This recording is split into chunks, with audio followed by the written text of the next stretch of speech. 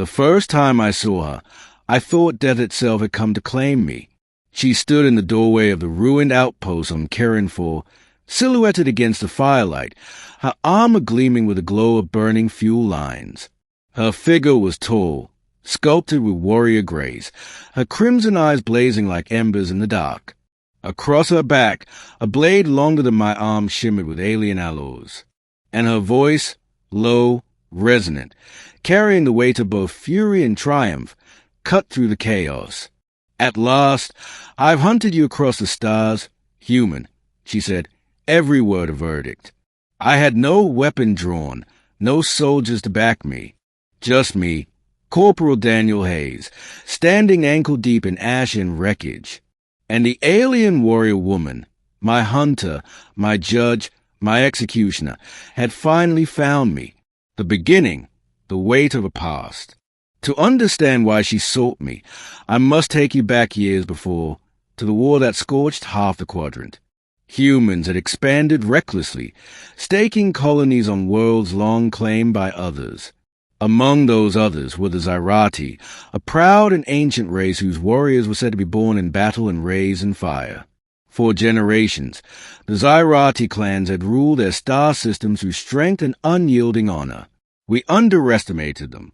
The war that followed was brutal, fought across planets and voids alike. I was just a soldier then, young and foolish, caught in the grinding gears of conquest. My unit clashed with the Zyrati countless times. They were fearless, unrelenting, and terrifying in close combat. But one battle haunts me most. It was on Dren-4, a jungle moon thick with storms. My squad ambushed a Zyrati warband. The fighting was savage. In the end, most of them lay dead, but I remember one woman, taller than the rest, her braids silver with ceremonial steel beads. She fought like a storm unleashed. I barely survived the encounter.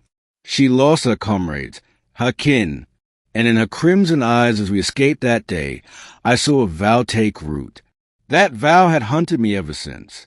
The hunt. Years passed. The war cooled into uneasy treaties, borders redrawn with blood still fresh in the soil. I left the military, became a drifter, taking odd jobs on frontier worlds, anything to outrun the ghosts of my past. But no matter where I went, whispers followed.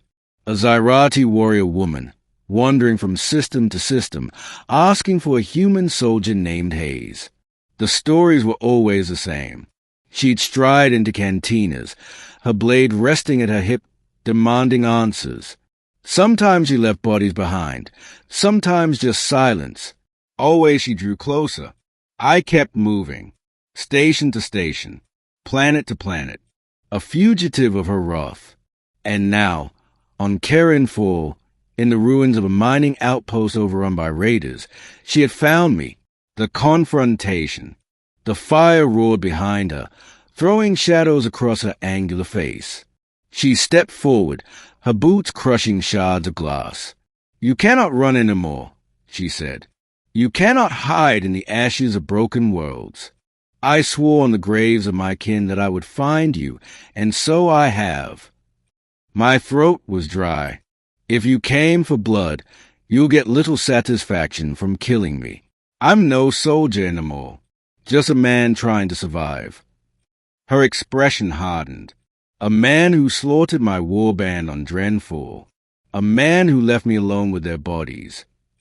I remembered the battle, the smoke, the screams. It was war. You'd have killed us if we hadn't struck first.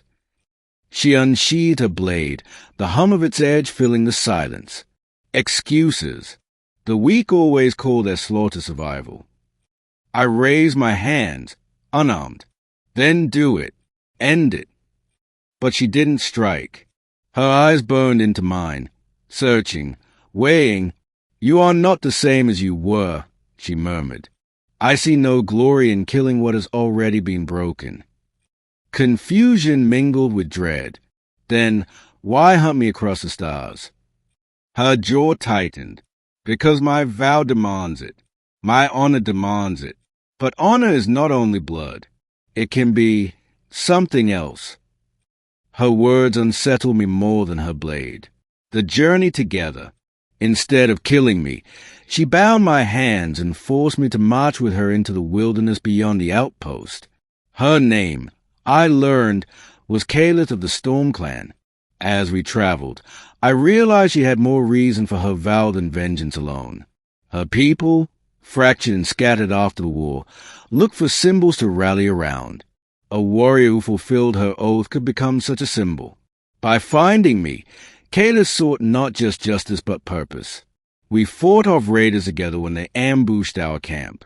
She cut through them like lightning, but when one nearly gutted me, she turned her blade to save me.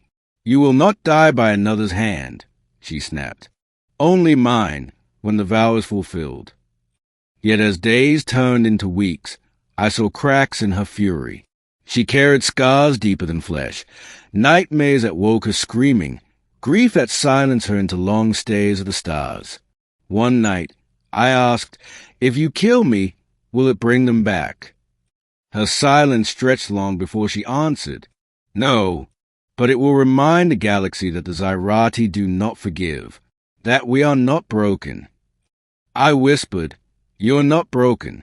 You're still here." For the first time, she faltered. The turning point. Our uneasy journey brought us to a Zyrati enclave hidden on the edge of contested space. Caliph delivered me to them, presenting me as her hunted prize. The others, warriors clad in jagged armor, cheered her triumph. They demanded my execution at once. But Caliph raised her hand. "He is mine. My vow is mine alone to complete." That night, she visited my cell. Her expression was unreadable. "I could kill you now," she said softly, "and my people would cheer." But her eyes locked with mine. "You fought with me against the raiders. You did not flee. Perhaps you are not the same man who spilled my kin's blood." Hope stirred, fragile and dangerous. Then let me prove it. Let me fight for something more than survival. She studied me for a long moment. Then, astonishingly, she unlocked the cell. The final battle. The chance came sooner than expected. A Zirak warship descended upon the enclave, intent on crushing the scattered Zyrati. Panic spread. The warrior prepared for a last, desperate stand. Caliph armed herself, ready to fight to the death. And I, once a prisoner, chose to stand beside her. We fought together, her blade a storm of steel, my blast of fire covering her flanks. Side by side, we cut down wave after wave.